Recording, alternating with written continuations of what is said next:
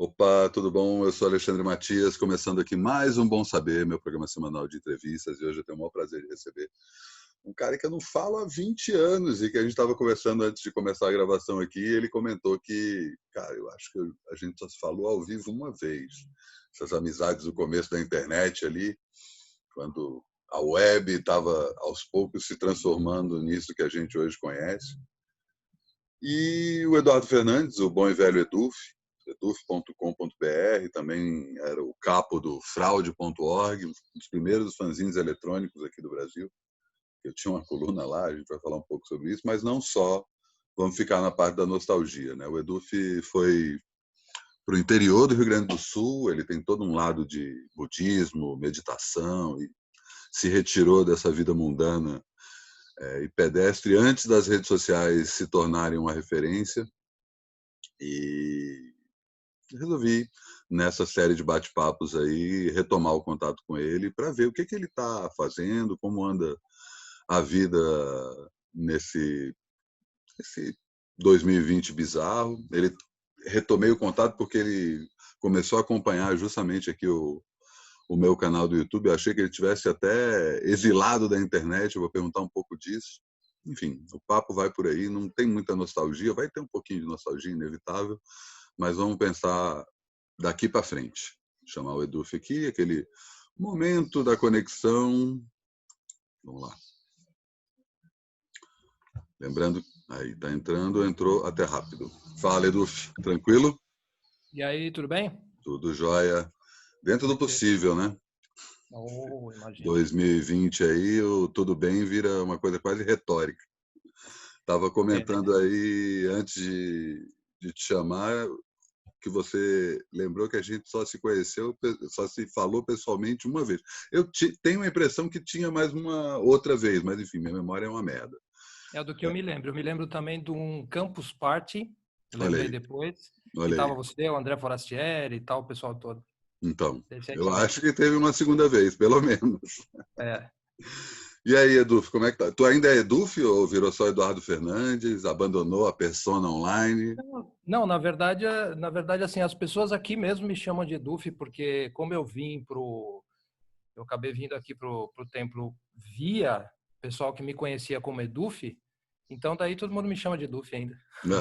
Então mantém. Mas assim, online, basicamente eu tenho publicado muito pouca coisa, né? Então, esse nome que eu usava mais, assim, tal, continua lá em algumas coisas que eu faço, não mudei, assim, não, na verdade. Foi a mesma coisa. Você não saiu da internet 100%. Não, a não ser, eu tive um período aí que eu saí por uma questão específica que eu estava fazendo aí, que aí eu fiquei, durante 6 anos, eu ficava 6 meses sem internet. Nossa. Então daí, e aí no último ano agora eu fiquei um ano direto. Aham. Então, por conta disso aí, nessa época eu saí. Uhum. Mas, fora isso, continua tudo igual e tal. Aqui onde eu moro hoje em dia, eu sou tipo geek de plantão, né? Então não tem nem como sair da internet. Eu sou o cara Mas que resolve. o que é sair da internet durante 6 meses ou um ano? Significa não entrar online para nada. 100% Nada, nada. zero, zero. E existe vida nesse mundo 100% offline? Como é que é? Totalmente. Meu caso era um Claro que caso muito existe. específico, né? Aham. Um caso muito específico, não dá para. Eu tinha uma agenda bem certinha do que eu tinha que fazer e tal. É um compromisso que eu já tinha feito há muito tempo. Eu tinha orientação. Eu estava com um objetivo, né? Aham. Então é muito específico. Não é uma coisa que eu posso dizer que sirva para muitas pessoas. Mas no meu caso é perfeitamente. Assim, por exemplo, eu me achava antigamente uma pessoa 200% urbana, né? Tanto que eu Uhum. cheguei a escrever um livro que era sobre isso, né? Era sobre o Uhum. que era uma cidade, tal, viver numa cidade. E aí, depois eu vim para cá e comecei a ter um contato mais próximo com estar no meio do ambiente do rural, mesmo assim, mato mesmo aqui. A gente está no meio da Serra Gaúcha, né? Uhum. E, em específico, nesses momentos offline, foi que eu consegui perceber uma conexão. Engraçado usar a palavra conexão, porque assim, eu desconectei do digital e dei uma conectada muito forte com o orgânico. Então, o Aham. que que eu, assim, por exemplo, você está numa situação como aquela que eu estava, uma situação de silêncio, de outro ritmo de, vamos dizer, de se imaginar, de imaginar que a vida é possível. quando você está nesse ritmo, você começa a notar o quão conectado você está com todo o resto do planeta.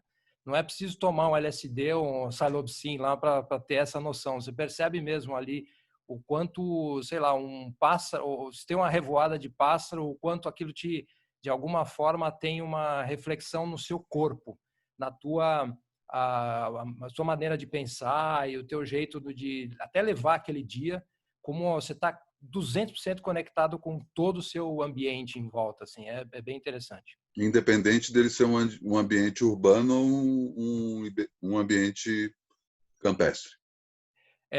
E isso eu achei muito bom o que você está dizendo agora, porque assim, a gente está com essa conexão o tempo todo, né? Em qualquer lugar onde a gente está. Só Uhum, que assim, quando você está num ambiente, vamos dizer, você está no meio do mato, é uhum, mais simples você perceber isso. aham, Porque quando você está no meio urbano, é uma aceleração ou então uma sucessão de coisas que demandam a tua atenção tão rápidas que você está influenciado por aquilo, mas você não percebe. uhum, Você não sabe o quão do tua energia, tua respiração, estado psicológico, sua energia interna, sem querer parecer muito new age com isso, mas como a tua própria energia é influenciada pelo ambiente onde você está. aham, Num ambiente de um certo silêncio e você está no meio do mato e tal, que tem uns ciclos diferentes do que você está acostumado a uhum, lidar, aí é mais fácil de você perceber, né? Vem aham. aquilo à tona mais fácil. Eu comecei o programa aqui fazendo a tua apresentação e comentei que esse papo ia ter um lado nostálgico, mas você já puxou para um lado que é antinostálgico. Vamos começar por aí, inclusive. Que é uma coisa Ah, que eu já venho percebendo há muito tempo e eu acho que esse momento quarentena que a gente está vivendo acabou acelerando, que é essa sensação de que não existe diferença entre o ser humano e a natureza. A gente cria essa separação de que a civilização é uma coisa, a humanidade é outra. E a gente vê um monte de gente comentando coisas do tipo o ser humano é o vírus da natureza, nós somos o câncer da natureza. Enquanto, na verdade, aham. o que eu vejo é mais uma coisa tipo, se a gente deu errado, a gente é um experimento da natureza que deu errado. E eu também É, queria aproveitar essa discussão porque a própria noção de artificialidade, tudo que é criado pelo ser humano é artificial, também reforça essa ideia de que o ser humano é uma coisa diferente da natureza, né? Porque se é artificial, foi criado pelo ser humano e foi criado pela natureza. Então, de alguma forma, até o plástico é natural, né? Até, sei lá, um computador, um uhum, chip é natural, faz parte da natureza. é. Talvez você saiba que no passado a minha formação mesmo é como cientista social, né? Então Sim. tem uma disciplina que trata dessas coisas que se chama antropologia. Aham. E existe ah, uma discussão longa aí por muitos e muitos anos, vamos dizer, alguns séculos já dá para dizer isso, sobre o que é natural, o que não é, que vai dar. É assim, fundamentos da antropologia começa daí, na real, né? E aí, uma das coisas que se percebe, em especial hoje em dia, é que essa divisão natureza, cultura e tal, é uma coisa, uma distinção arbitrária que foi feita por conta de como o modernismo estruturou o conhecimento. Então, Uhum. na real, um pouco também motivado por aquele tipo de separação que vê greco, cristã, essas coisas todas que tinham a necessidade ah, de colocar o ser humano como uma espécie diferente do resto das outras. Uhum. E tudo que ele produz como uma coisa que está ali mais próxima ali de, é, sei lá, divina e esse tipo de coisa. Se você pegar outras culturas com conhecimentos produzidos até muito mais tempo e com outro tipo de formação intelectual, vamos dizer, essas pessoas elas vão descrever o ser humano, a relação do ser humano com a natureza de outra forma. Por exemplo, dentro do que você falou. O ser humano é um experimento da natureza? Não, ele é um fato da natureza como está ali, ele não está nem certo nem errado, ele é só o que ele é, e a Uhum. gente está numa cultura hoje que se desenvolve dessa forma específica, Uhum. no qual a gente traz problemas para o ambiente. A gente provavelmente não traz, a gente tem uma capacidade de trazer mais problemas para o ambiente do que, sei lá, eu estou te dizendo isso e já estou me contradizendo pelo seguinte: se você pensar em termos de um vírus, o vírus traz tanto problema para o ambiente quanto a gente traz de certa forma, tanto que está Uhum. aí acabando com os humanos. Então assim, a gente tem essa coisa, essa soberba humana de achar que a gente é mais destrutivo que outras coisas ou mais construtivo que as outras coisas, quando na verdade assim, a natureza em si está nem aí para a intelectualidade, para como a gente descreve as coisas. Aham. Tem um autor chamado Edgar Morin que ele fala assim, o, o Homo sapiens tem um lado demens. É tipo, isso é como se fosse uma... na verdade, assim, é um subproduto. Não existe um sem o outro. Então, o Homo sapiens é o demens. E o fato que a gente explicar coisas, a gente ter essa necessidade de intelectualizar, explicar, botar, fazer uma narrativa, Uhum. isso também causa tudo quanto é tipo de caos que a gente puder imaginar dentro dessa própria narrativa. Então, Aham. assim, quanto mais você se meter com isso, mais enrolado você fica. Aham. E aí talvez a gente, se observando dentro dessa enrolação, a gente se ache especial, porque essa enrolação não acontece com outros animais, com outros seres da Mas é a natureza. nossa, é a nossa descrição. A gente diz o que é, que alguma coisa significa enrolação, que isso traz uma consequência X ou Y. Tipo, é só a gente falando sobre a gente mesmo, entende? Aham. Tudo que o humano fala é só uma reflexão dele mesmo, porque é a linguagem, isso é o bug da linguagem, né? Aham. E a linguagem também não é privilégio do ser humano, né? Todos os Não. seres têm a sua linguagem, né? A gente está vendo, inclusive, todo um momento de reconexão com o mundo vegetal aí, que as pessoas estão finalmente se ligando que, tipo, as plantas falam, é possível É. conversar. E aí, de novo, né? Não se referindo até à ressalva que você fez, sem querer se parecer New Age, mas, por outro lado, a gente está vivendo numa época que está despertando essa sensação, aspas, New Age aí, né? Na verdade, eu acho que me soa um pouquinho parecido como foi no final dos anos 60, sabe? 68 e tal, quando estavam vindo muitos professores asiáticos e tal para cá, e eles Uhum, estavam começando, a gente estava tendo esse contato maior com a cultura de outras formas de pensamento, né? uhum, E isso aí me parece um pouco parecido, só que o que está vindo hoje, eu acho, é que a gente está falando isso com um invólucro, um discurso científico, uhum, que é o que está, de certa forma, a gente precisa disso para validar essas coisas, esses discursos que vêm de outros lugares ou que estão aí latentes na história do Ocidente faz tempo, mas a uhum, gente não, mas são considerados meio undergrounds, né? Então isso está começando a entrar agora.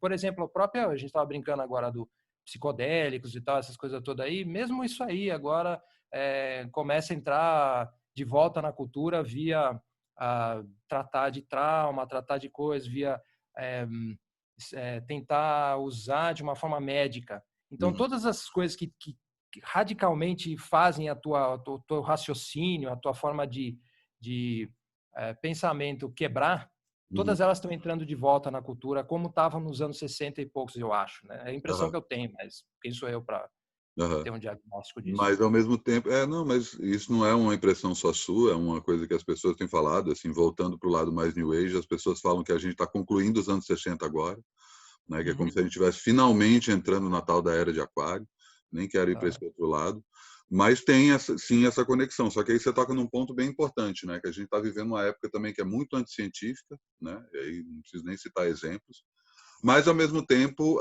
a ciência também é uma trava, né? A ciência também acaba, exatamente como você estava comentando aí, né? A gente só uhum. consegue aceitar os psicodélicos a partir do momento em que a ciência valida, legal, isso tem um uso científico aprovado e tal, então tudo bem expandir minha consciência de outra forma. Enquanto. E eu tô falando dos psicodélicos especificamente porque é uma das coisas que estão muito em voga hoje em dia, né? Especialmente o pessoal do Vale do Silício e tal. Mas eu podia falar de muitas outras coisas, né? Tem tanta coisa que expande a consciência, tipo, sei lá, meditação, música, Comida, comida. né? Tudo é percepção, os sentidos vão sendo mais aguçados, né? Mas o fato é que a ciência, tem até um livro do Robert Anton Wilson que fala disso, né? A Nova Inquisição, né? Que tipo como a ciência acaba encurralando qualquer outro tipo de forma de pensamento ou de outra forma de encarar a vida mesmo, encarar o mundo e tentar entender o mundo. Isso, tipo, tanto a homeopatia quanto sei lá, cultura oral indígena, é sempre tratado, não, tá, isso aqui é meio paracientífico, isso não é Uhum.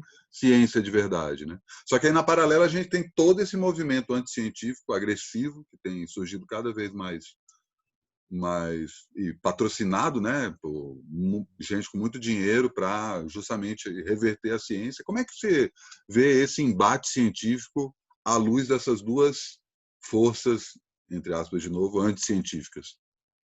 É, na real, assim, é mais uma coisa de feeling do que alguém que estudou isso especificamente, né?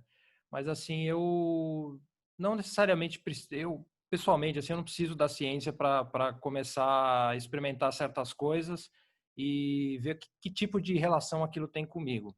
Uhum, Quando eu estava na época da faculdade, eu tive bastante interesse em coisas de epistemologia, o que fazia a ciência ter alguma validade e tal. E quando você entra nesse mundo, é outra coisa que você patina, patina e não sai.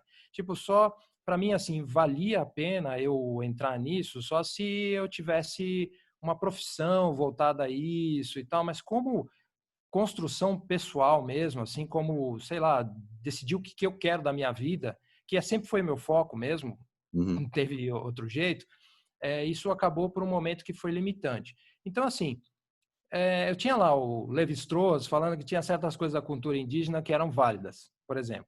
Mas não precisava do Levi-Strauss para mim dizer isso. Eu uhum, podia ir lá e ver, ou então, sei lá, eu lembro do Darcy Ribeiro falando como era importante para certas culturas fazer um cesto. Se o cara ir lá e fazer à mão o cesto e tal. Então, assim, eu não preciso dele me dizer isso, entende? Eu posso ir lá eu mesmo e fazer. Então, assim, totalmente chega a ser simplista, uhum. mas eu não fui atrás de ficar querendo uma comprovação discursiva de que essas coisas são válidas. Para a minha vida, certamente foi válida. Eu Aham, acho que assim existiu um momento muito claro para mim entre eu no qual eu precisava muito de discurso para explicar minha vida e um momento no qual eu falei, opa, isso aqui não está me servindo muito mais.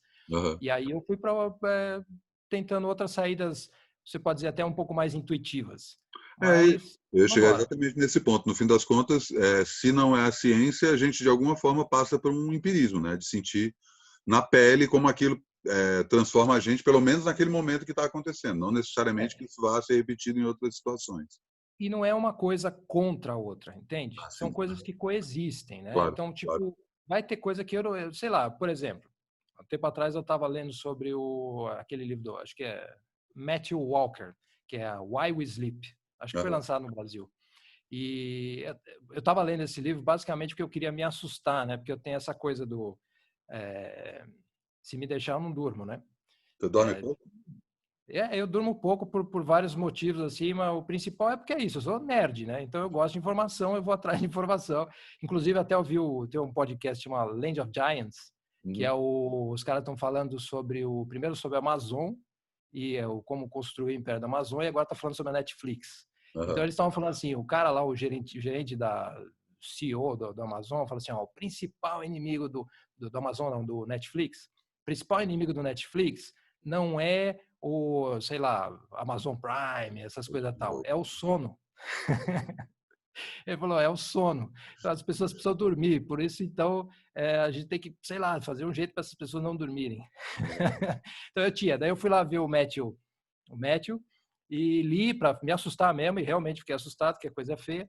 E aí, então, assim, esse é um caso de como eu ainda preciso de certo discurso científico para me convencer de certas coisas. aham, Porém, não existe essa necessidade sempre, felizmente. aham. E indo especificamente para esse papo do sono, o que você se assustou? Ah, o custo mundial que tem o sono. Por Aham, exemplo, ele fala uma coisa engraçada, Chernobyl, todo mundo sabe sobre Chernobyl, né?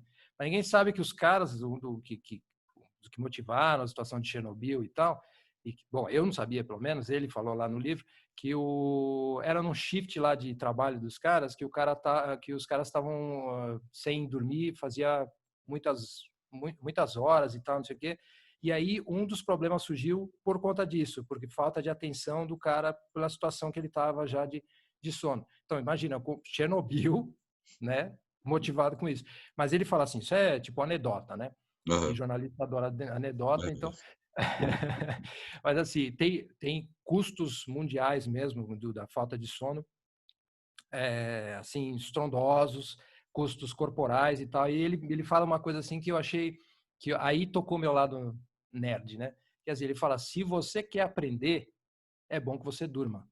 Porque ele fala assim, o estado do sono é o estado mais ativo do corpo. A gente acha que é o estado quando você está acordado, mas não é, quando você está dormindo, que você está processando aquela informação, aquela coisa toda e tal. Então, daí, a partir daí, e isso foi o que me inspirou, o que me deixou assustado, foi, sei lá, pode ter problema cardíaco, pode ter problema de pressão, problema de diabetes, problema... Então, assim, imaginar o bando de coisa que vem por falta de cuidado com o sono, e eu não me recuperei 100%, mas estou aí. Você dorme quantas horas por noite? Então, dormir não é uma coisa muito, vamos dizer, bem vista assim nos meios budistas. Porque a gente tem bastante coisa para fazer ali, né? Então, tipo, você vai, sei lá, por exemplo, assistir aquele filme Enlightenment Guaranteed, eu acho que chama. Você vai ver como é que é a vida dentro do monastério zen, você vai ver que os caras dormem bem pouco. Então, assim, por conta dessas coisas, eu durmo um pouco. Mas, assim, hoje em dia eu estou tentando aí 7 para 8 horas. Mas o que é dormir bem pouco, é isso? Não, eu dormia 4, 5, às vezes. E isso não te dava nenhuma sensação física ruim no dia seguinte ou durante os dias? Ou você, à medida que você começou a dormir mais, você foi percebendo isso? No começo eu não tinha isso aí não, mas hoje em dia eu percebo que tinha. É assim, porque no começo, por exemplo, na época eu trabalhei na Trip, que foi um momento que eu achei tipo uns downs na minha vida, assim, os momentos mais horríveis e tal. Daí eu disse assim, mas era por causa da situação toda e tal, não sei o que. Não era exatamente, é porque naquela época eu também não dormia nada, e eu fazia assim, eu começava a minha rotina 4:30 da manhã. E aí eu chegava na redação às 11, certo? Eu já tinha trabalhado pra cacete até as 4:30, até as 11 da manhã. Quando eu chegava lá, eu ia começar a trabalhar na Trip. Então, eu ia lá e ficava lendo naquela época tinha o WAP, sabe? Então, eu era editor de mídias eletrônicas da Trip, e aí então eu recebia de uma empresa, acho que era da Minas Gerais, mandava pra gente uma série de coisas que iam ser publicadas na WAP, da Trip. E eu tinha que ficar editando aquilo, eu achava um saco horrível, e eu ficava, tipo, pescando na frente do computador o tempo inteiro, assim. Então, assim, óbvio que eu estava deprimido, óbvio que eu achava qualquer provocação de qualquer pessoa muito chata e horrível, porque eu estava cansado, ponto. Dormia então, assim, mal, né? Dormia mal. Então, assim, naquela época eu não via isso, assim. Mas, tipo, hoje em dia eu percebo e procuro me preservar um pouco mais, mas vivendo no tipo de situação que eu vivo hoje em dia, de vez em quando é preciso dar um stretchzinho aí, de vez em quando. E também eu lido bem, por isso que eu já estou para lá de acostumado, né? Mas hoje em dia eu percebo mau humor e ficar meio cranky, sabe? Essas coisas aí. E qual foi o gatilho que te tirou de São Paulo? É assim, se você lê o livro que eu escrevi naquela época lá, é um pouquinho evidente o fato que eu já estava sentindo que São Paulo era uma coisa que estava acabando com a minha saúde mental. Porque eu tinha essa coisa de ficar toda hora commuting para lá e para cá e tal, mas era também é assim, eu sentia que tudo que eu fazia por aí não estava me levando muito a nada, sabe? Tipo, eu trabalhei a vida inteira em editoras indies. E aí eu conheci quase todo mundo que eu lia quando eu era moleque, assim. Então, eu trabalhei com quase todo mundo. E talvez seja uma experiência que você tenha tido também, eu não sei. Mas aí tem aquela coisa, você fala assim, eu tinha outra expectativa, assim, né? Embora eu tenha situações legais. Eu trabalhei com o Rogério de Campos e eu adorei. Eu adorava o Rogério de Campos. Trabalhou na Mas, Conrad ou... na Conrad? Que época, hein? Foi tipo 2000 e...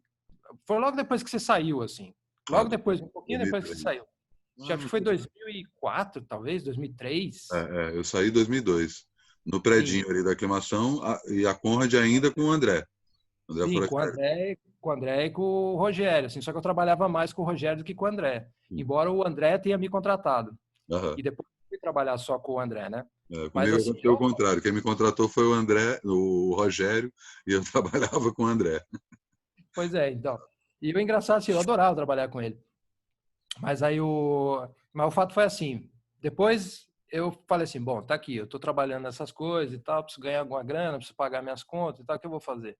Daí eu comecei a fazer vários projetos paralelos e aí um deles acabou me levando lá para a editora Abril, que na real, assim, em termos de infraestrutura, em termos até de relação interpessoal com a galera lá, tipo, foi assim o melhor emprego que eu já tive, porque era tipo, sabe, eu não precisava ficar correndo atrás. Inclusive, eu tinha esse problema que eu era o cara que estava tão acostumado a fazer as coisas do jeito indie, que tipo, eu não sabia que tinha dinheiro para fazer, sabe? Eu metia, fazia as coisas na frente de todo mundo, aí pegava e tal, então aí eu era até desacostumado.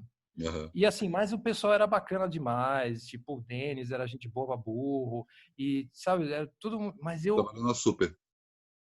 isso era super interessante. Uhum. E aí, assim, o trabalho não era ruim, tá? Tinha estrutura, a comida era boa lá embaixo na coisa, podia ficar o dia inteirinho lá, sabe, na coisa e tal. Tinha de tudo que você puder imaginar, só que não era aquilo que eu queria, sabe? Não era, eu falei, pô, não, isso aqui não tá me levando a nada, eu vou ficar fazendo o quê? Vou virar editor, vou ficar lidando com publicidade, sabe? Eu vou sentar lá para ficar vendo o que eu tenho que fazer para vender a revista. Então eu já estava de saco cheio. Daí eu fui fazer o MacGyver, que era um blog que eu fazia para o IG. Lembro. O IG me pagava relativamente bem para fazer aquilo lá, aquela época, né? Se pagava por conteúdo na internet. E aí eu continuei lá fazendo e tal, mas daqui a pouco eu enchi o saco também, sabe? O negócio de produtividade pessoal. E daí, tal. E daí eu falei assim, bom, um dia eu fui conversar com a Gil Tatini, que foi a pessoa que me levou para Abril, na verdade. Gente boa demais. E aí ela pegou e falou assim, quer saber mesmo, acho que você tem que ir lá pro sul. Falou assim, eu acho que você tá com a cabeça lá e tá com o pé aqui, entende? Uhum. E aí eu fiz isso. Daí eu falei assim, eu precisava ver como é que é não estar em São Paulo. Uhum. Como é que é não estar nessa situação toda. E aí, tá aí, 12 anos depois, estou aqui. Então, acho que eu Mas tenho isso você algum... tu já praticava o budismo e já tinha o contato com Três Coroas. Isso, desde a época do mestrado. Então, eu já estava nessa aí. Eu comecei, eu digo para mim, o meu mito de, De origem. né? Meu mito de origem é o 4 de 2004, ano bissexto. Aham. E, que é o seguinte, eu estava na faculdade e eu era do núcleo de sociabilidade libertária, que é a os anarquistas, né? E aí eu estava estudando, o que eu fiz? Eu entrei lá e pensei assim, né? Porque na época eu tinha um pouco, ainda tenho um pouco dessa vibe assim de querer dar uma provocadinha, sabe? E tipo, eu tinha saído da faculdade, tinha sido uma parte legal, assim, tinha ido bem, e eu entrei pro mestrado falando assim, bom, eu quero levar para academia um treco que eles nunca vão estudar. E naquela época, né? Hoje em dia, sim, mas tipo, Isso eles que nunca ano? vão estudar. Oi? Isso que ano? 2004. 2002. 2002, tá, tá. Aí eu cheguei lá e falei assim, quer ver, eu vou lá e vou fazer um projeto, porque isso aí eu ajudava as pessoas a fazer projeto, então pelo menos isso eu sabia fazer. Eu era monitor lá do curso de Política Radical 2 da PUC, e era só sobre anarquistas do século XIX. Uhum. Então, assim, eu sabia fazer um projeto ali direitinho, fiz um projeto sobre o Hacking Bay. Aí eu falei, ninguém vai querer ler essa porra na academia. Ninguém vai querer ver isso aqui. Aí eu fui lá, entreguei o mestrado e sentei ali e fui o dia da minha entrevista. E a entrevista, eu não sei como é que era para outras pessoas, mas até onde eu sabia é uma coisa meio pro forma, assim. Tipo, eles só quer saber se você é um cara que sabe fazer um projeto e continuar nele até que o orientador te pegue ali e continue te ajudando. Uhum. E aí eu vi que tinha dois caras, dois chefes de departamento da política lá que é. Aí eu cheguei e falei, o que será que aconteceu, né? Os caras ficaram meio puto comigo, então vão me escoxalhar aqui, vão me botar para fora. Mas por que eles iam perder tempo comigo? Aí chego lá e eles adoraram a história do Hacking Bay. Adoraram, não, o que é esse cara? Quero saber, blá, blá, blá, blá. E começaram a me entulhar de perguntas. Eu falei, pô, não terminei o mestrado ainda, aqui é a entrevista. Aham. Aí adoraram o Hacking Bay e eu fiquei lá. Aí eu fiquei lá nessa história fazendo esse projeto do Hacking Bay, aí sim até 2004. E só que eu estava me sentindo completamente peixe fora d'água naquele departamento, que Uhum. também é uma característica da minha personalidade. Isso eu já percebi que a culpa não é exatamente do lugar. Então, lá eu tinha esse cara que era bem próximo de mim, que era hoje em dia todo mundo deve conhecer, que é o Facundo Guerra, Uhum. que montou o Vegas e tal. E era o único cara assim que tipo eu curtia mesmo assim, mas de resto eu não entrava naquele lugar e falava assim, meu, não, o que eu estou fazendo aqui? Daí essas coisas todas combinadas, tipo desinteresse intelectual, desinteresse pela cidade, sentir peixe fora d'água. E aí eu começar a ler um Shogyen Drumpa Rinpoche, que é um professor que é super importante para mim até hoje. Uhum. Dele eu comecei a pensar assim, pô, tem uma coisa mais radical ainda do que o próprio anarquismo. Porque naquela época o anarquismo é tipo Max Stirner, individualismo radical, individual e tal, né? E eu falei, tem uma coisa ainda mais radical do que isso que chama-se madhyamika, né? Que é a parte intelectual, vamos dizer, filosófica do budismo. E daí eu comecei a ler essas coisas e falei, É isso. aí foi, né? A E aí droga. você já foi direto para Três Coroas, ou fez uma passagem Eu por era Porto Alegre? na, por conta, assim, eu achava que eu fosse ser zen budista. Eu Uhum. ia ser zen budista. Então fui lá no centro da Monja Coen, porque por causa de um lado meu Paulo Coelho, que fica procurando sinais nas coisas. Então eu fiquei eu tinha um centro da Monja Coen, era do lado de um estúdio onde eu ensaiei com uma banda que eu tinha durante 10 anos. Então eu achei que era um sinal. Aham, Vou lá. aham. Fui lá, quando eu cheguei nesse lugar, o Bruno Galera, irmão do Daniel, né? E Uhum. o Daniel Pelizari e também o Renato Parada, eles ficavam falando, naquela época a nossa rede social era as listas, né? Lista de As listas de escritores. e-mail. E aí eles ficavam fazendo piadinha sobre o tipo de budismo que eles praticavam na época lá. E aí o que aconteceu? Eu fiquei interessado e fui atrás de ver. E o Renato Parada, que hoje é fotógrafo e tal, ele chegou e falou: não, você tem que ir lá, tem que ir lá. Daí eu vim para cá. E quando eu vim, daí eu fiquei. Então Aham, já foi primeiro foi em São Paulo, foi um centro dessa linhagem lá em São Paulo, chamado de Sauling. E depois eu vim para Três Coroas e Três Coroas por causa de um acidente feliz eu acabei ficando. aham. Desde 4. 2004. Não, aqui não. No Candrolim, em 2008. Tá, tá, 2008. Aí sim, 12 anos. Tá, pô, tem alguma coisa errada aí nessa conta. Mas Não, tranquilo. 2004 é a É só entrada. o gatilho mesmo. É. Antes da gente continuar com isso, queria que você abrisse um parêntese rápido para falar sobre Hacking Bay.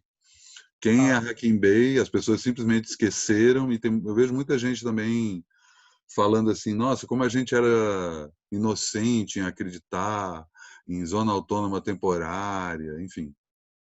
então, aí que está a história. Assim, eu não quero fazer a apologia do Hacking Bay assim, porque de lá para cá a gente já leu outras coisas e viu outras coisas. Em Uhum, especial aquela história dele que virou muito polêmica, que depois o cara falava das crianças e tal, né, que de sexo com criança. Então tudo isso aí é uma possibilidade do povo ficar com muito preconceito e não querer ler o que ele escreveu. claro. Porém, tem essa história de zona autônoma temporária que é bem legal, que era a história de que você consegue ter um espaço ali de uma certa liberdade durante um certo tempo até te pegarem.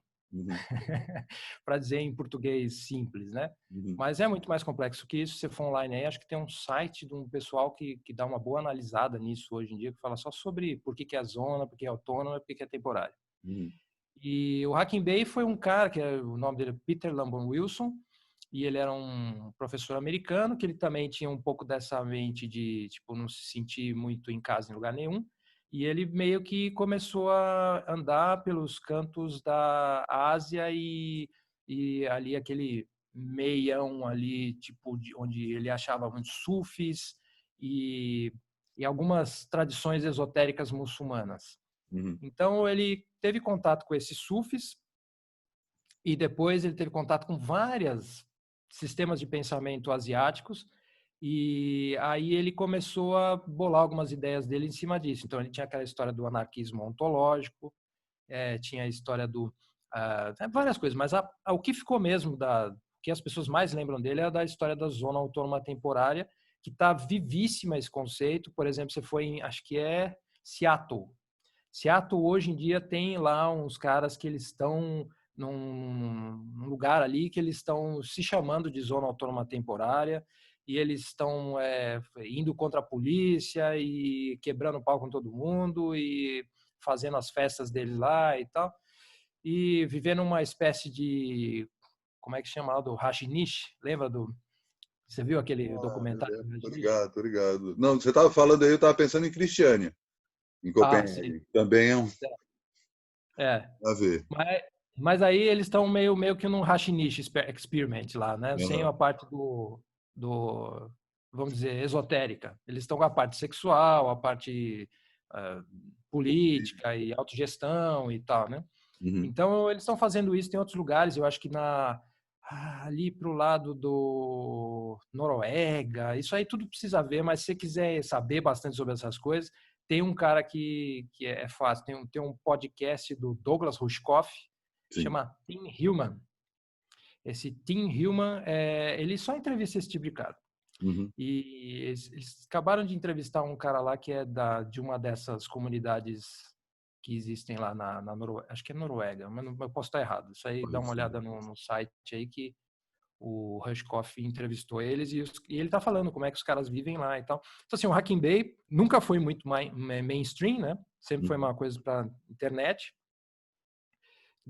nerd, assim e tal. Na academia, eu não sei o que aconteceu depois daquela história minha lá, mas eu não acho que o Hacking Bay esteja, de alguma forma, vamos dizer, ele está tão esquecido, ele deixou de ser moda, assim, mas eu não acho que está esquecido. Acho que tem gente que leu e está meio tentando fazer algumas coisas que ele propunha ali no... Coloca. acho que ninguém ainda colocou uma placa, que eu saiba, dos lugares onde teve os seus melhores orgasmos, né? Ele propunha isso, né? Total, total. Você falou do nome de fato dele, né? Eu traduzi um livro para Conrad, inclusive, que era o. Piratas. Oi? Os Não, piratas. Piratas não, foi o livro seguinte, que eu queria juntar justamente com a história do.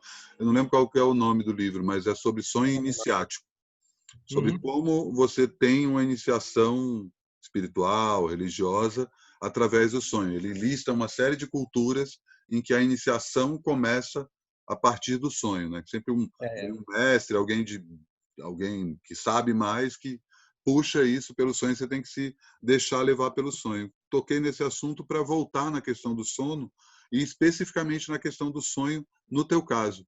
Você nutre sonhos? Como é que você lida com o mundo dos sonhos? então, assim, o tipo de budismo que eu pratico tem uma prática específica para sonhos que eles chamam de yoga dos sonhos. Uhum. Mas, obviamente, como eu não sou nenhum mestre qualificado, eu não posso abrir minha boca sobre esse assunto, até porque uma das coisas que são importantes para esse tipo de budismo que eu pratico é que as pessoas tenham bastante segredo sobre as práticas. Uhum. Por quê? Porque as coisas podem ser mal interpretadas e a gente está vendo aí isso Claro. acontecer na internet recentemente. Porque agora está muito fácil, né? Polarização e muita gente falando coisas aí. Então, é fácil interpretar. Porém, isso é uma tradição. Eu acho até que o próprio budismo Mahayana, que é de onde a gente tem mais material, né, sutras e tal, acho que até no budismo Mahayana já tem prática de sonhos, mas no budismo Vajrayana tem uma prática específica que chama Yoga dos Sonhos. E aí tem várias coisas aí. Você tem técnicas para você meditar enquanto você está dormindo, Uhum. basicamente. Nossa, que Então, assim, foda. eu não lembro muito dos meus sonhos, eu não faço jornal, assim, como é que chama isso? Diário dos Sonhos. Eu não Sonhário faço. é o nome da moda. Oi? Sonhário é o nome da moda. Diário? É Ah, porque isso eu não sabia. o Siddhartha Ribeiro acabou de escrever um livro sobre o sono e o sonho, né? Não sei se você viu. Não, não vi, O não. Oráculo da Noite, que virou um best-seller, agora especificamente nessa época de quarentena que a gente está vivendo. Pois é, então, aí eu não. É que os sonhos lá, por exemplo, nessa área aí que eu faço, sonho até. Na real, assim, é meio que. Se você ficar muito matutando sobre o sonho, é um pouco como você ficar matutando sobre o pensamento que vem na meditação. Não é diferente uma coisa da outra. É Entendi. assim, é um pouco. Na real, dá para fazer aí. Tem um amigo meu que vai ficar puto se eu falar isso, o Pinheiro. O que dá para você fazer uma conexão um pouco, até um pouco surrealistas, assim, né? Tipo assim, é o sonho e o acordado. Como é que a gente sabe o que, que é o, o O que é o socialmente quê? mais aceito, né? Aham, aham. Então, assim, então, na verdade, assim, de certa forma, para esses tipos de prática que a gente faz, de alguma forma, assim, se você ficasse preso no teu sonho, seria como ficar preso em pensamento que vem durante a meditação. Claro. No limite é a mesma coisa. Então, você vai fazer a mesma coisa que você está fazendo quando você está acordado. É Aham. só você reconhecer, é uma metacognição, né?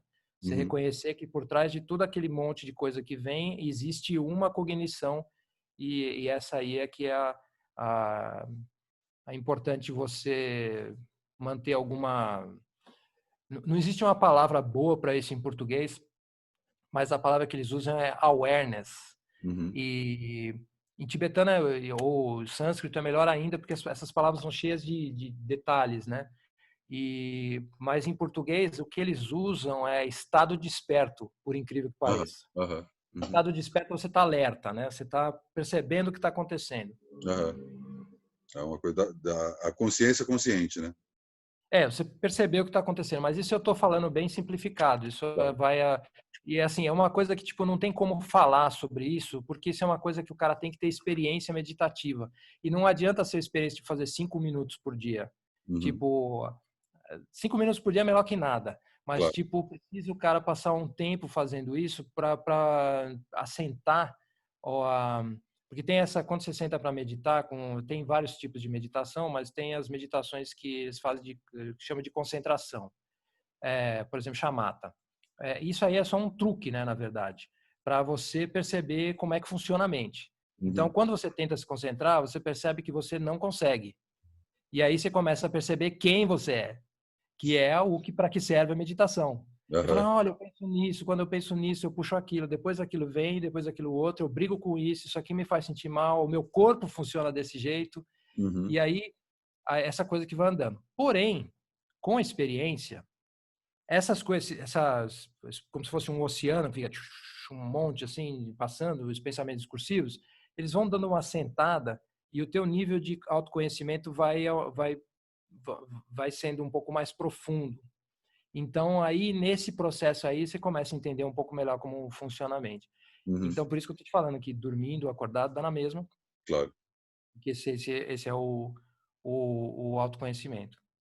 Eu citei a questão do sonho porque o sonho, uma questão de linguagem principalmente, está muito ligado à ideia de que de otimismo, né? Eu quero sonhar, eu quero poder criar outras coisas, quero sair dessa vida que eu levo e eu posso sonhar. E a gente está vivendo uma época em que parece que não dá para sonhar, né? Parece que está todo mundo preso nesse pesadelo alheio e a gente não consegue sair dele. E eu vejo muito essa questão sobre todo mundo muito pessimista em relação a tudo. Eu acho que a internet, especificamente as redes sociais, trabalham com isso. Essa coisa que você falou que o Netflix considera o sono o principal vilão, é parente de uma série de coisas, iniciativas de negócios dessas empresas de tecnologia, né, que Sim. estão querendo lutar contra aspectos naturais do ser humano. E aí parece que o futuro é uma merda, sempre, saca? Mas você consegue. Eu sou extremamente positivo e otimista em relação ao futuro. Eu acho que, por mais merda que venha, a gente acaba suplantando. O ser humano é muito, para usar outra palavra da moda, resiliente e acaba passando por cima. E estar soterrado nesse monte de merda faz com que a gente cogite outras coisas que em outras épocas a gente não cogite. Só que a maioria das pessoas não consegue sonhar, não consegue pensar em um futuro. E aí, claro, né, a gente está falando de Bolsonaro, pandemia e quarentena, não é uma situação em que você consegue pensar um futuro fácil.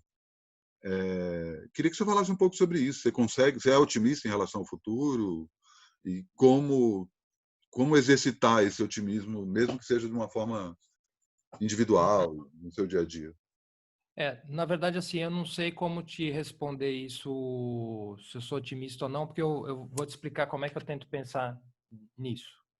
Pensa assim, um programador, ele vai sentar no computador, ele vai fazer um código, ele faz uma aposta dentro do conhecimento que ele tem, e aí, na verdade, quando ele faz aquele programa, ele fica esperando que, de alguma forma, o programa dê um feedback para ele poder corrigir o que está errado. Uhum. Então, um pouco o entendimento que eu venho tentando desenvolver ao longo dos anos, e muito por conta da influência do Shogen Trungpa Rinpoche, é que, assim, na verdade, é como se a vida fosse um sistema de feedback loop, sabe? Então, assim, toda vez que você solta alguma coisa na vida, é como se você pegasse um negócio e empurrasse, boing, boing, boing, sabe? Quando você tá, ele volta para você. Uhum. Tudo que você faz tem uma volta. Então, isso é uma espécie de feedback loop. Quando você está muito devagar, isso aí é ele que fala, né? O Shogen Trungpa Rinpoche, ele usa essa frase. Quando você está muito devagar, a vida te empurra. Quando você está muito rápido, ela te segura. Então, na real, assim, é como se fosse... Não dá para dizer equilíbrio, porque se você analisar, se for quebrar tudo isso aí, for entrar assim, quebrar, você vai perceber que nem a palavra equilíbrio se aplicaria, porque é uma sucessão muito, né, descontínua e tal. É que a gente tem essa necessidade de criar narrativa e dizer assim, olha, isso aqui funcionou por causa disso, isso aqui vai levar aquele outro, isso aqui é o futuro, isso aqui é o passado e tal, mas a vida se lixa para essas coisas. A vida se lixa para os conceitos que a gente tem dela. A vida não está nem aí se a gente é otimista ou pessimista. Eu levanto o dia, eu levanto achando que eu vou, sei lá, lançar o livro que vai mudar o universo e vem a pandemia e quebra minhas pernas, entendeu? Ou então eu acho que a pandemia vai me destruir e de repente, sei lá, puf, acontece uma coisa que quebra. Então, assim, é por isso que eles falam que, na real, assim, a linguagem tem um limite muito forte, porque a gente é como se fosse um bug mesmo, assim, sabe? Tipo, as coisas estão acontecendo e a gente está correndo atrás, sabe? É como se fosse o neocórtex correndo atrás para botar senso nas coisas. E, ao mesmo tempo, ele pega e joga uns bugs que a gente corre atrás, sabe? Então, aí, assim, é a mesma coisa. Então, a minha mente aí, nesse caso, é um pouco que nem de programador. Tipo, eu jogo na realidade e faço umas apostas. E aí, eu sei que a minha compreensão do meu próprio código, tá? Ela é limitada. Mas quem vai dizer isso para mim vai ser o computador. Porque o computador ele é muito burrinho, assim, ele só faz o que eu mando ele fazer. Se eu escrever uma vírgula errada, ele vai dar pau no negócio. Então, na verdade, assim, então, é isso que eu não sei se eu sou. Tem hora que eu sou otimista, tem hora que eu sou pessimista, tem hora que mas eu gosto de usar uma palavra que isso aí eu lembrei agora, que assim, é como se fosse um otipessimismo, sabe? Então, tipo, você acha que tudo vai ser uma porcaria, afinal de contas a gente está dentro daquilo que os budistas chamam de samsara, é esperado que seja uma porcaria, porém, essa porcaria é informativa e vai ter momentos que não vai ser uma porcaria. O grande problema é que daí a gente vê que tem os momentos que não são uma porcaria e a gente fala assim, não, mas se eu fizer isso aqui eu vou consertar. Se eu fizer isso aqui não vai dar certo. Não, mas eu tenho que puxar mais um pedacinho aqui, eu vou... E daí o que acontece é isso, você fica mais e mais enrolado. Mais e mais enrolado e continua. Por isso eles falam existência cíclica. Uma pessoa vai. Porém, assim, isso aí é óbvio, nem todo mundo precisa concordar com isso ou acreditar nisso, mas de certa forma isso informa meu pensamento. Então, assim, eu tenho que fazer alguma coisa enquanto eu estou vivo, eu tenho que fazer essas apostas, botar o meu dedo lá para ver o que a realidade me fala? Tenho. Então é isso. A hora que der errado, eu não vou ficar chorando, porque isso assim faz parte. A hora que der certo, eu não vou me apegar demais, porque eu sei que uma hora vai pro buraco. Então, tipo, você vai navegando a onda ali, né? É meio na lógica da zona autônoma temporária, né? Uma hora você vai ser pego. Uma hora você vai ser pego. Total, total. É para a gente não se acomodar, né? Basicamente isso, né? A vida acaba ensinando a gente a estar se mexendo o tempo todo. Né? O tempo todo. E voltando aí a falar de internet, você se muda para Três Coroas em 2008, que é o primeiro ano do Twitter, e aí logo depois o Facebook começa a crescer, deixa de ser uma rede só para a universidade, deixa de ser só para os Estados Unidos, começa a invadir, e você usa as redes sociais num determinado tempo, né? Você Mais do que isso, consegue... eu cobria essas coisas. Pois é, né? Pode crer, pode crer. Mas mesmo quando você estava em Três Coroas, você continuava escrevendo, mesmo Sim, remotamente. Ah, tá. eu fazia. Os meus primeiros 3 anos aqui foram os 3 anos do MacGyver, né? Então Ah, eu você escrevia, fazia o MacGyver daí. eu fazia o MacGyver daqui. Ah, eu achei que você ainda estava em Foi o que São me Paulo. permitiu ficar aqui. Porque aí teve um período só, o começo, né? Que foi na época que eu comecei tava na Super ainda, né? E aí, eu tô dando risada porque eu lembrei que eu nem aparecia mais na redação, porque enfim, eu ficava toda preguiça de pegar porque eu morava na Brigadeiro Luiz Antônio, né? Então, eu tinha toda preguiça de pegar a Faria Lima, que vou trabalhar de casa. E aí ficava só, eu precisava de pandemia naquela época, eu não queria sair de casa. E aí então, o primeiro ano eu fiquei fazendo, né, isso aí, mas depois eu vim para cá e são os 3 anos. E naquela época, obviamente, as coisas aqui eram um pouquinho diferentes e era muito mais instável do que é hoje. Hoje em dia, que eu estou te falando, uma fibra ótica. Aham. Então, não é tão pior do que qualquer outro lugar de São Paulo. Uhum. Porém, então é isso. Eu comecei lá, fui lá, entrei no Twitter ainda em 2007, aí entrei no Facebook para ver como é que era, como é que funcionava. Eu estudo isso até hoje, de certa forma, porque eu também dou assistência para o pessoal aqui por exemplo, acabei de implementar o G Suite para o tempo inteiro e também às vezes tem que escrever isso quando falta grana, eu tento arrumar um freelazinho para que geralmente são essas coisas. Escrevi para a revista Criativa lá, que foi que me convidou? Não sei, acho que foi a Fran Sperbi que de alguma forma fez essa conexão aí. E aí então assim, eu vivia mexendo com tecnologia e na real também sou geek pra caramba. Então eu tô falando contigo aqui debaixo do meu computador, eu tô num Linux, certo? Eu tô no Linux aqui e tipo eu uso aquele Notion para ver os meus esquemas aqui, todo me organizar. Então assim, eu continuo geek assim, isso Uhum. não tem como. Uhum. Só que e o pior assim, como tem essa coisa que veio lá do punk, depois começou no anarquismo e bababá, até no próprio budismo. Então, eu gosto de ir para as coisas que estão um pouco mais fora do radar ali, né? Que é o Uhum. que me faz ir hoje em dia para tentar estudar se existe uma alternativa a essas redes sociais, que é o que vai dar lá no Feedverse, vai dar nessas outras redes alternativas e tal. Porque realmente, se você for ser bem honesto, o experimento das redes sociais, a gente está vendo que é um experimento que tá dando errado, né? Quando você Ainda sacou isso? Quando você sacou foi que as redes sociais não eram exatamente, deviam deixar de ser o que elas tinham te proposto originalmente? 2014.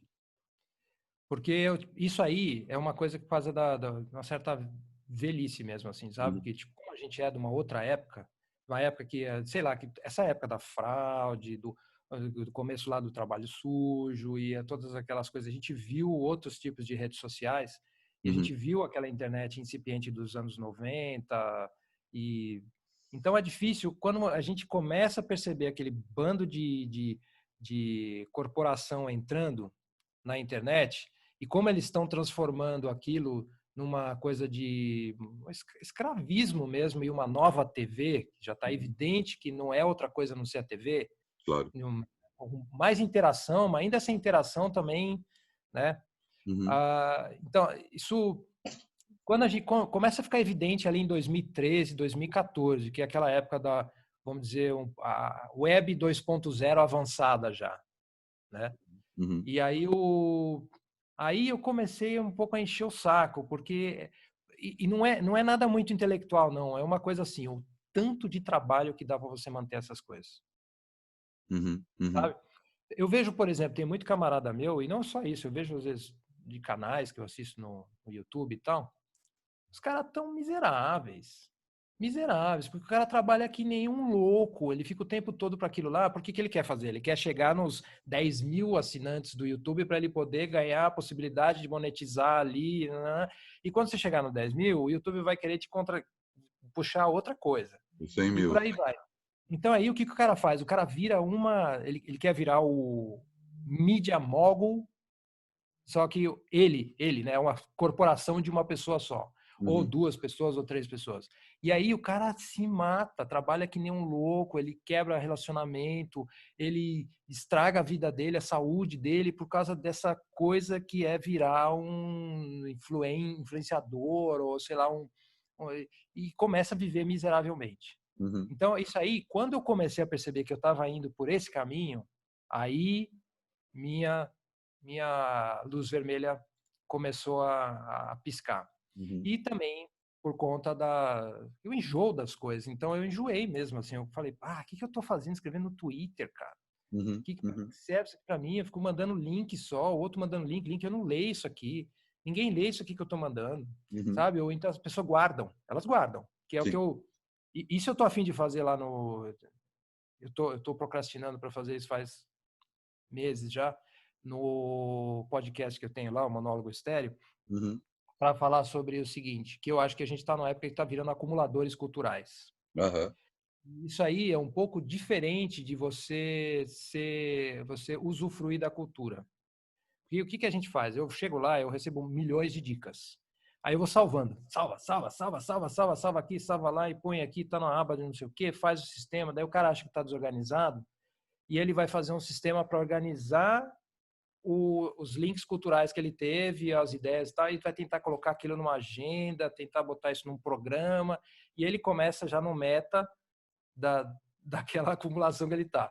Então, assim, é muito parecido com acumulador, sabe? Uhum. Uhum. Tipo, guardar isso, guardar aqui. Tem os acumuladores bagunceiros e tem os acumuladores tipo obsessivo-compulsivo, né? Bota tudo Aham. numa caixinha, põe tudo e tal. Mas ele não para assistir o filme que o cara recomendou. Ele Uhum. não para ver tipo, e mesmo se ele parar para ver aquilo lá, é tipo uma coisa meio assim, é como se você viver na memória RAM, sabe? Ou viver só como eles falam lá, nesse pedaço do cérebro aqui que eu já esqueci o nome, que você fica só o tempo todo curto, né? Assisti, esqueci, assisti, esqueci, assisti, esqueci. Não processou, não fez nada e tal. Uhum. Então, é um pouco o que a gente já fazia na época da televisão. Uhum. E é um pouco assim, a gente está fazendo muito mais e pior, nem chegando a nem mesmo assistir as coisas, Uhum. sabe? Você gasta um tempão, que é a famosa história da dopamina, né? Que hoje em dia já é todo mundo Perfeito. um pouco que já conhece, que Uhum. aqui é a antecipação, né? Eu quero, uma hora eu vou achar uma coisa legal aqui. E aí, quando você vai estudar isso, que também isso já estava evidente lá em 2014, não é uma coisa que eles tiraram essas coisas dos designers de jogos de Las Vegas, que é a Uhum. coisa do scroll e tal, vem daquelas máquinas, né, de E caça-níquel. caça-níquel. Uhum. Então isso aí acendeu lá a minha luz vermelha. Porém, a grande questão é a seguinte: se você quer a rede social, se é importante para você e tal, e olhar e pensar com a tua motivação por trás daquilo, existem alternativas.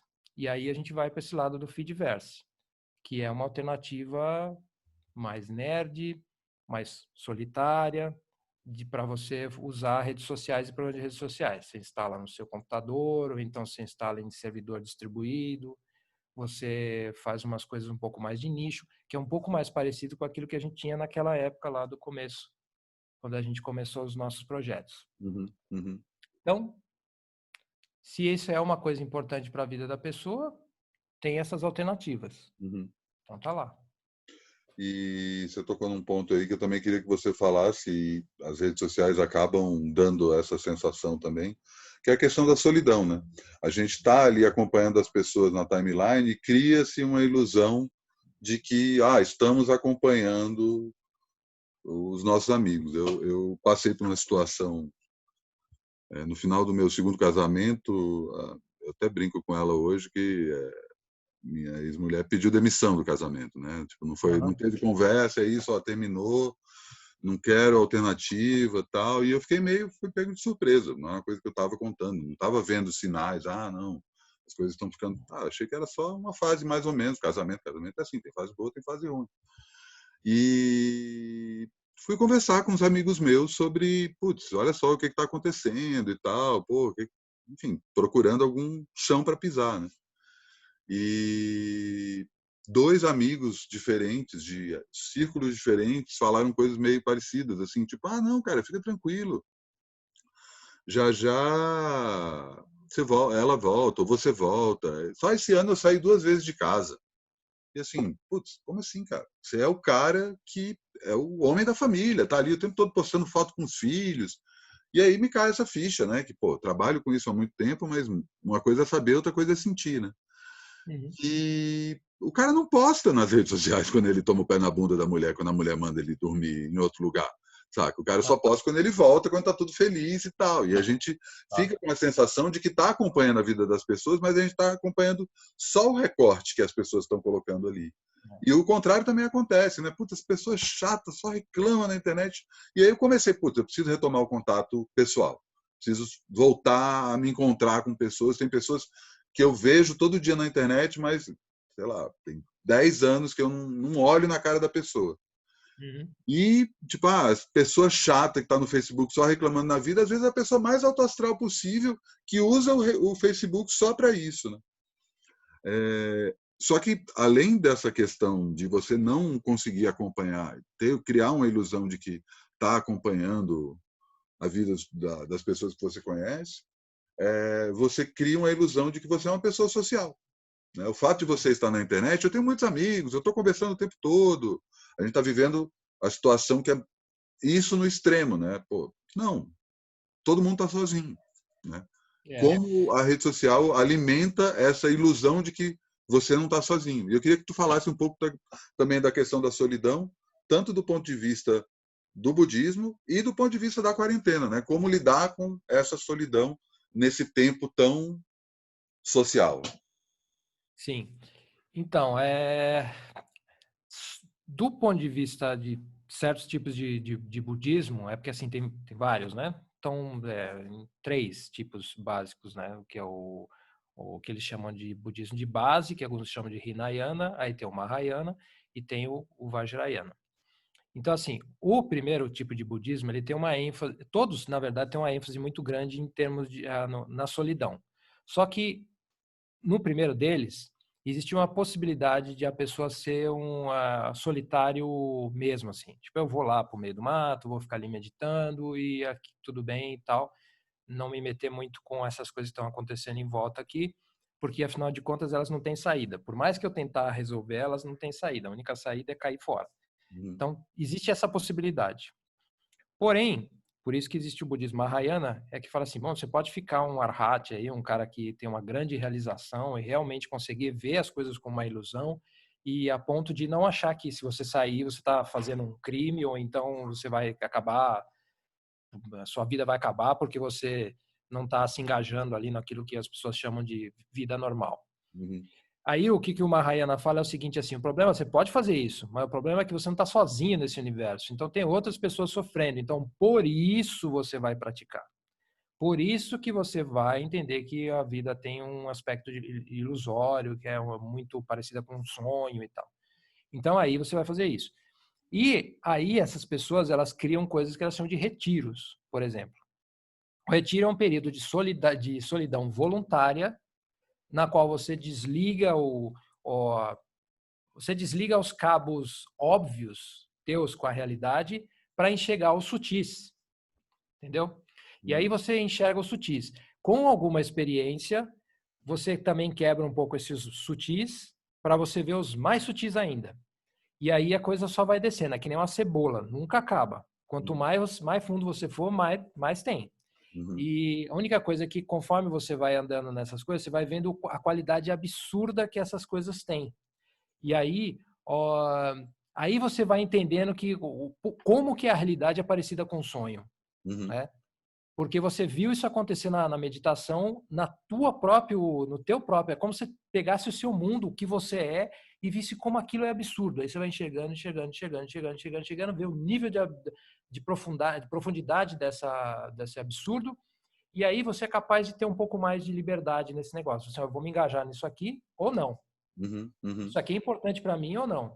E aí, muitas vezes, que aí por isso que existe um negócio chamado bodhisattvas, que eles são os caras que eles sabem que essas coisas são ilusórias, eles sabem o mal que essas ilusões causam para eles pessoalmente, porém porque existem outras pessoas sofrendo, outras pessoas que não conseguem enxergar a qualidade ilusória da realidade delas, essas pessoas se engajam ou elas fazem uma espécie de teatro Uhum. na qual elas pegam e entram nessas coisas e às vezes sofrem absurdamente para, de alguma forma, ajudar as pessoas a ter uma visão um pouco mais, vamos dizer, diferenciada da realidade delas. Uhum. Então é isso aí. Então a solidão tem uma solidão tática, né, técnica, serve para você descobrir essas coisas. E lá no Hinayana tem uma solidão mesmo de quem não quer se ferrar. Eu só quero me livrar dessa história aqui, porque isso aqui vai causar mal, já causou e vai causar muito mais. Uhum. Então tem essas duas coisas. Agora, minha solidão pessoal, assim, eu sempre fui um cara muito solitário. Tipo, eu desde moleque, eu sempre fui um cara que fui mais isolado. E, tipo, é uma coisa que para mim não é uma coisa assim tão difícil assim para mim. Eu tenho um pouco essa de vez em quando é difícil, mas não é, de modo geral não é, mais assim é uma coisa meio de preguiça mesmo. Não, eu quero fazer o que eu quero ninguém mexendo no saco. Então isso aí, algumas coisas te ensinam a flexibilizar isso aí. Pô, foi trabalho, bababá, e você vai aprendendo que tem alguma coisa, um lado bom também. De vez em quando tem que abrir a mão, deixando de ser tão orgulhoso e tal, né? E o casamento, eu acho que é o maior disruptor, vamos dizer, dessas coisas todas, né? Uma vez que você casa, você simplesmente precisa pensar no outro. Então aí, tipo, não, sei lá, você vai ter que abrir mão mesmo. Vai ter que abrir mão de certas coisas. Se não abrir mão, a situação fica difícil. E E aí é isso. Então, assim, tipo, na real, eu tô sempre andando nesse. É como se fosse dois. Eu tenho um lado meu que puxa para ser solitário comum, assim, solitário por egoísmo, e tem um outro lado que é o solitário técnico, né? Tipo, Uhum. para eu aprender o quanto esse aqui é problemático, eu preciso desse aqui. E Uhum. aí, quer um exemplo para encerrar a, esse discurso sobre solidão? Quando eu cheguei aqui no templo, ah, eu tinha um pouco dessa expectativa de que eu fosse vir para cá e eu pudesse ficar menos assim exposto a. Mas um é viver em comunidade e dois é que aqui o Kandrolim, por intenção do Shakdo Rinpoche, que é o fundador aqui, é um lugar turístico. Então aqui a gente chega a atender às vezes por fim de semana 3.000 pessoas. Nossa. Então o cara sai de São Paulo, porque está de saco cheio da Faria Lima, e cai no lugar que você tem que atender 3.000 pessoas. E na qual você senta ali, as pessoas olham para você e falam contigo. Uhum. Elas te perguntam coisas, elas querem falar com você. Então, tipo, esse é o treinamento que o Shagdu Rinpoche fez comigo, assim, tipo, Uhum. sabe? Uhum. Você quer ficar sozinho em casa? Tó. Então toma. Mas a questão da solidão, assim, você é um cara abertamente solitário, está falando sobre isso, mas as pessoas não se consideram solitárias. E mais do que isso, elas acham que a solidão é uma espécie de derrota. Você ficar sozinho, você está desconectado da sociedade. Mas, enfim, isso é um pensamento que as pessoas têm. Como é que vira essa chave? Como é que você percebe que a solidão, especificamente nesse momento que a gente está passando, que não é a porta de entrada para a depressão, mas uma porta de entrada para um autoconhecimento? Falando assim de uma forma. Eu não teria nada a acrescentar além do que você disse. Assim, eu acho que é a porta de entrada para o autoconhecimento Uhum. e a única coisa que eu acho é que as pessoas têm uma ideia de que elas estão desconectadas. Não vou nem usar a palavra solitária, mas desconectadas. Isso não é verdade. Uhum. Mesmo você estiver dentro da sua casa, parado ali, estiver sozinho, isso é uma ilusão, porque de certa forma não, de todas as formas, você está conectado com muita gente e muitos seres. Não é só gente, é seres. Você está conectado com a formiga no teu quarto, você está conectado com a, sei lá, com... Assim, por exemplo, a gente está aqui na internet, isso que é uma coisa que eu sempre dizia lá, tem 200 textos meus falando disso, assim, ó. A internet existe uma materialidade. Você, quando está falando aqui, tem um lugar que tem um servidor. Esse servidor é muito material, ele é físico, tem gente trabalhando lá dentro. Uhum. Tem coisa. Quando você vai usar, por exemplo, o computador tem neodímio, que é o que usa para fazer os chips, né? Parte do componente ou, por exemplo, alguns computadores têm alumínio e tal. Alguém teve que extrair isso aí. Alguém teve que conectar essas coisas. Alguém tem que corrigir quando dá problema. Alguém tem que, sabe? E não é só pessoas, mas também são seres. Por exemplo, uma vez eu li que os cabos que a gente coloca debaixo do mar, né, para dentro do mar, para puxar os backbones da internet, emitem um tipo de som que está fazendo com que certas baleias não consigam mais se orientar, porque elas se orientam por som. Uhum. Então, elas estão indo parar em lugares errados, estão quebrando o ciclo delas. Então, assim, todo momento, por mais que você ache que você está sozinho, você está interconectado com trilhões de coisas e seres e processos. Então, se a pessoa começa a pensar a partir daí, aí a ideia de solidão já se dissolve um pouquinho, né? Já se dissolve.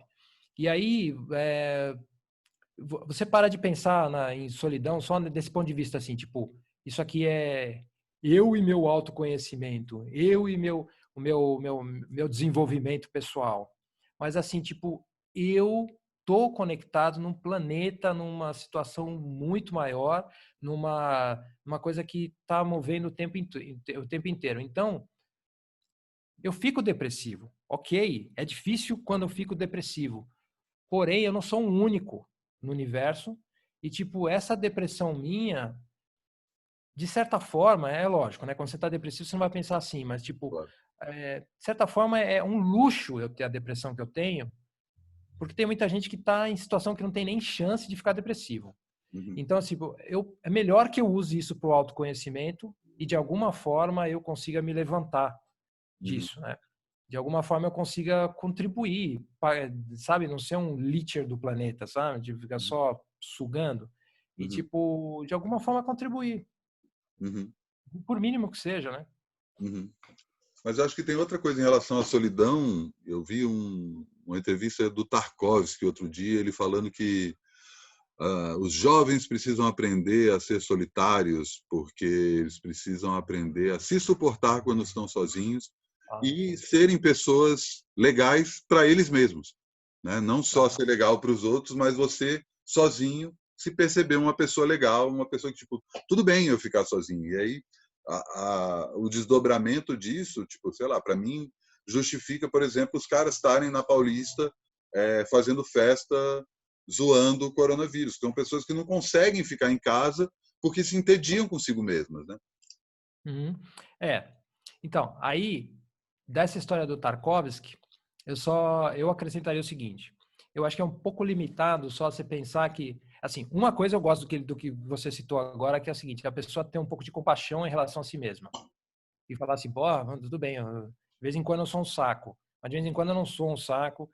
Mas aí isso é uma coisa que, isso a meditação te ensina, que é o seguinte, você vai ver que achar que você é legal e achar que você é um saco é um processo absurdo. E é um processo que no limite ele é a mesma coisa, assim, tipo, é um pensamento como qualquer outro. Se você esperar um pouquinho, vai embora.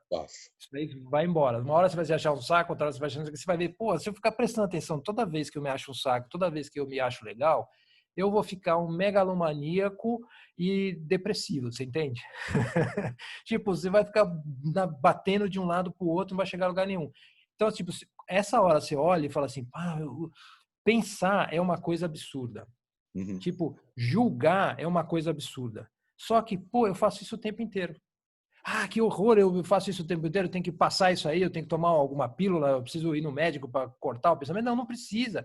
É só entender assim, se você estivesse sonhando, quando você está sonhando, você grita, se você tem um pesadelo.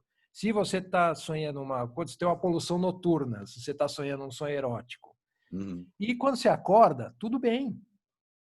Entendeu? Você tem um minuto ali, às vezes até de um resíduo, mas tipo, é uma coisa assim meio de ter um pouco de paciência com o processo do que significa estar vivo. E você fala assim, pô, de novo, porra, que legal, sabe?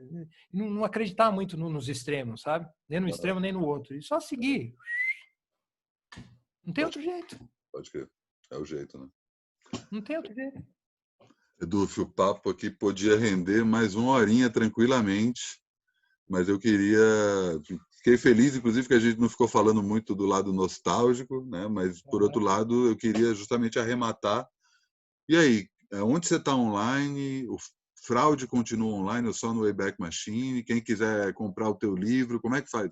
Enfim, conta aí. Nossa, cara, eu sou o pior administrador dos meus processos. Assim, a hora que eu enjoo, largo e nem penso mais neles. Então, assim, Aham. a fraude no só o Wayback Machine. Uhum. Aliás, inclusive hoje eu tenho uma certa dor na consciência com isso, porque eu deveria ter tido maior cuidado em preservar o que as pessoas escreveram naquela época, não eu, né? Mas enfim, tosquice. Mas minhas colunas estão lá. Eu sou o famoso acumulador digital. Achei um É. HD aqui com todos os arquivos que eu escrevia naquela época. Não, se eu quero pesquisar alguma coisa, sei lá, que eu tenha escrito ou que eu preciso lá do passado, tem que ir no Wayback Machine, é o Wayback Machine. Então, assim, tem coisa ainda do Caos Ordenado, que foi o site que eu mantive durante uns anos aí, que está no edufkit.io, mas eu tenho uma coisa que eu vou fazer, que eu posso fazer para que vai facilitar. Eu ainda tenho o domínio edufernandes.com, e daí eu vou jogar lá no GitHub e vou pôr um link para todas as coisas que estão meio que ativas ainda. Por exemplo, o monólogo estéreo, que uma vez a cada 76 anos eu publico alguma coisa lá. E o livro ainda existe? Então, o livro é o seguinte, o livro existe no Sebos, inclusive tem um cara aqui no próprio templo, que ele foi lá, ele conseguiu o livro, só para tirar sarro da minha cara, porque eu achei que eu tinha acabado com todo o estoque dele, eu tinha queimado tudo. Mas não, as pessoas daquela época ele leram e alguns venderam para sebo e aí ele conseguiu uns lá. Então, tipo, você acha ainda no sebo, mas tipo, eu não recomendo que as pessoas leiam isso aí. Tô falando do fundo do coração. De coração, um cara que tava depressivo, escreveu um monte de, tipo, sabe, ranting. O cara ficou o tempo todo reclamando da vida. Meu livro é isso aí, cara. Esse é o resumo. Meu livro era só reclamar da vida. Ponto. E não tem outro livro aí vindo? Não está fazendo mais nada? Só o podcast? Tem uma história que eu quero contar, mas que eu ainda não tenho não tive o tempo ainda de fazer, mas ela está muito formatadinha na minha cabeça, que é o seguinte. Eu estava em retiro em 2015, nesses períodos de 6 meses aí, e aí lá no final do retiro, faltava um mês para terminar, chegou a notícia que meu pai estava com câncer. E ele estava com, assim, tipo, descobriram, não tinha mais o que fazer. Uhum. Então, lá está um cara que está 6 meses em retiro, no primeiro retiro, quando você está, eu preciso fazer retiro, vai mais um mês e tal, não sei o quê. Eu preciso provar para mim mesmo que eu sou budista. E aí eu chegaram e falaram assim, o que você vai fazer? Não, vai lá ajudar, né? A tua família lá com o teu pai que está no hospital. Aí eu peguei o avião, fui para São Paulo, cheguei lá 22 dias no hospital público em Jundiaí, acompanhando o processo de morte do meu pai. E esses 22 dias foram incríveis. Incríveis, incríveis, incríveis. Eu posso te dizer assim, não porque eu tenha tido alguma conversa maravilhosa com meu pai, bababá, infelizmente ele não estava em condição de fazer isso. Porém, eu passando, tipo, eu dormia 2 horas por dia, durante 22 dias. 2 horas por dia, cochilava, assim, de vez em quando na cadeira do hospital ali. Uhum. Mas, assim, é... e mantive o retiro. Então, mantinha algumas sessões de prática lá dentro, tipo, muqueando para ninguém perceber, e tentando cuidar do meu pai no hospital público, e vendo as pessoas que dividiam o quarto com ele, os sofrimentos das pessoas que estavam ali também, porque ali era, tipo, clínica masculina, só chegava lá o pessoal que estava, tipo, no pé na hora de morrer. Uhum. E então eu pude conhecer algumas coisas como o pânico de hospital, que é seríssimo, as pessoas têm muito pânico de hospital lá, e assim as condições, por exemplo, o meu pai saiu do pós-operatório e aí a sala do pós-operatório tinha um buraco assim, imagina você que tinha um buraco que é o buraco do ar condicionado, alguém tirou o ar condicionado, Uhum. tapou com um negócio ali que era uma espécie de durex assim, era tipo, botou uma fita crepe ali e tal. E aí, na sala do pós-operatório, que tinha um cara que estava com a perna aberta lá, tinha botado pino e tal, tinha esse lugar que estava completamente descoberto e, tipo, você via pombo ali entrar naquele lugar. Que pombo Caraca. a gente sabe que é uma das coisas mais... Então, tipo, tinha várias histórias. E é uma história que, tipo, é perfeito filme indie, sabe? Tipo, é uma coisa cheia de tragédia, mas é cheia de histórias que, como fala, agridoces. Uhum. Então, essa história eu acho que valeria a pena contar. Uhum. Em especial, um outro caso que aconteceu ali, que, tipo, sabe, tipo meio o ladrão de galinha brasileiro que tá ali do lado do quarto do seu pai. Aham, aham. E, Mas tipo, isso tu nem começou a escrever ainda. eu não comecei. Na época que aconteceu, 2015, que estava mais fresco, eu tinha pensado em fazer isso. Mas isso é uma história que seria tão visual que eu estava pensando em fazer quadrinho dela. Mas isso ia dar um Ah, trabalho tão grande, cara. mas tu desenha? Sim, eu teve um tempo que eu mexi com ilustração. Lá no Prazer de Decepcionar, lá no livro, eu fiz tipo tosco, um pouco intencional, um pouco que eu tava com pressa também. Aham, Mas aham. eu consigo fazer. Aliás, ainda tem, eu não tô mais no Instagram ativamente, mas tem a minha conta lá e uma delas e tem uma conta paralela que chama Shapeshifter. E essa Shapeshifter alguns desenhos que eu andei fazendo durante os anos e eu publiquei lá. Então tem coisa assim, tipo, eu gosto de desenhar coisa tipo quadrinho, aquilo que a gente cresce, que eu cresci lendo, né? Tipo, que Uhum, era quadrinho europeu e tal, né? uhum, E quadrinho índio-europeu, né? Que me levou para Conrad. aham. Uma hora, então, a gente vê essa tua HQ aí tomar forma. Uma Não hora sei, só. vamos ver. Vamos É. ver. Eduf, ótimo papo aí. Bom demais se reencontrar contigo. Vamos ver se a gente aproveita essa conexão para não perder e continuar trocando ideia aí, cara. Sempre um prazer falar Igualmente, com contigo. certeza. Muito bom te ver. Faz a nossa primeira extensiva conversa. Depois de 20 Total, anos se esbarrando e se total. conversando. É isso. Valeu, velho. Abração. Fica bem. Aquele abraço. Até.